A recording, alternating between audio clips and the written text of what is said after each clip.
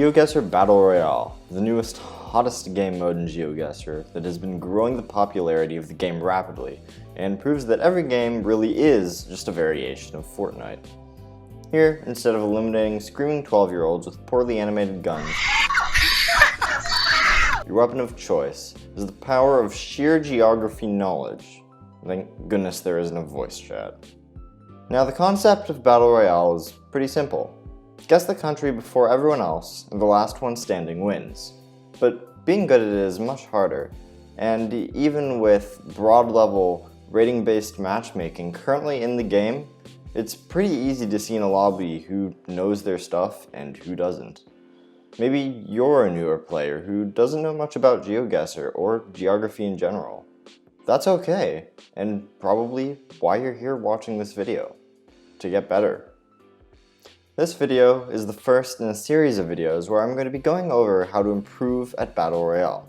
There is a ton of information in Battle Royale, and obviously I can't teach all of it, mainly because I don't know all of it. Nobody does. From someone who's never looked at a map before, to Waldenite who plays 25 hours a day of Battle Royale on at least 3 games at once, there will always be new things to learn and ways to improve. However, I do hope to provide you all with the information needed to recognize every single country in Battle Royale, and be able to dominate most lobbies and even hold your own against top players.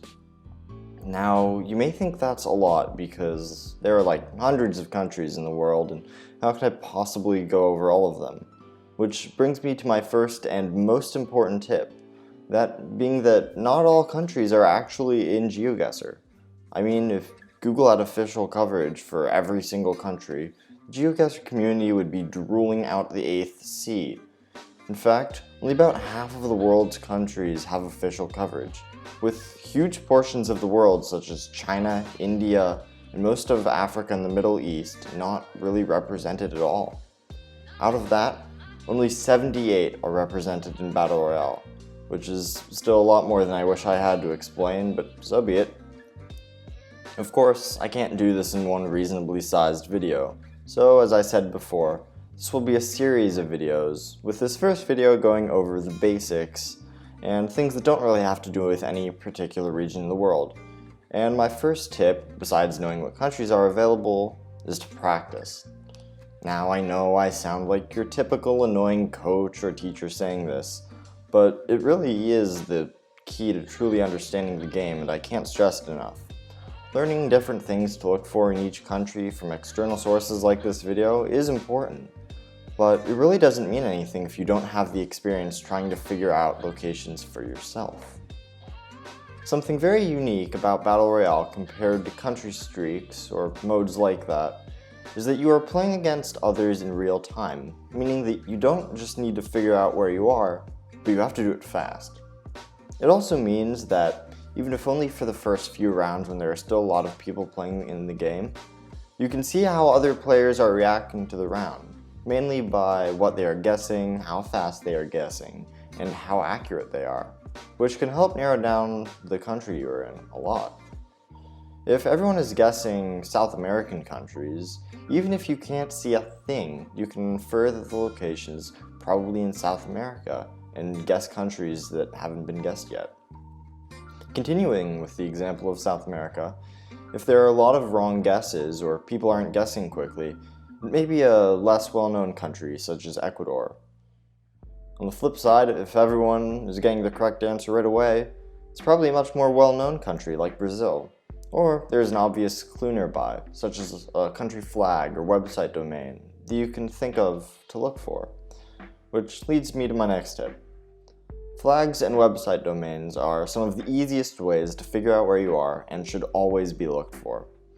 Website domains can usually be found on billboards and advertisements, and flags will often be hanging in front of buildings, depending on which country you're in. The final tip I have has to do with using other people's guesses to narrow down what country you're in. Obviously, if a country has been guessed, then it's wrong. But not all countries can actually be trusted. You see, Geoguessr will allow you to guess any country in the world, not just those that are in the game. and there are some country flags that look very similar to others. A common tactic when someone knows where they are is that they will incorrectly guess a country with a similar flag to the correct country to make everyone think that that isn't the country, and then they'll get it right, leaving everyone else confused. Does this mean that no wrong guesses can be trusted? Of course not. This trick only works for a select few countries. Chad for Romania, Svalbard for Norway, Monaco for Indonesia, Ivory Coast for Ireland, Himi for Australia, Moldova for Andorra, Wallis and Futuna for France, Costa Rica for Thailand, and Sint Maarten for the Philippines. But with most of these flags, there are some key differences that can be used to tell them apart, and it won't be often that someone tries this. So you don't need to completely lose trust in the guess to countries, but keep in mind which countries could be fake. And that takes us to the end of this video.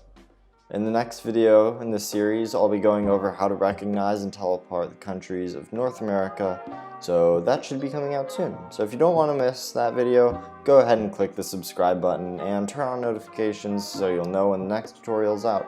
And it also really helps me, so I'd appreciate it greatly. But that's all for this video. Thank you all for watching, and I will see you in the next one. Goodbye.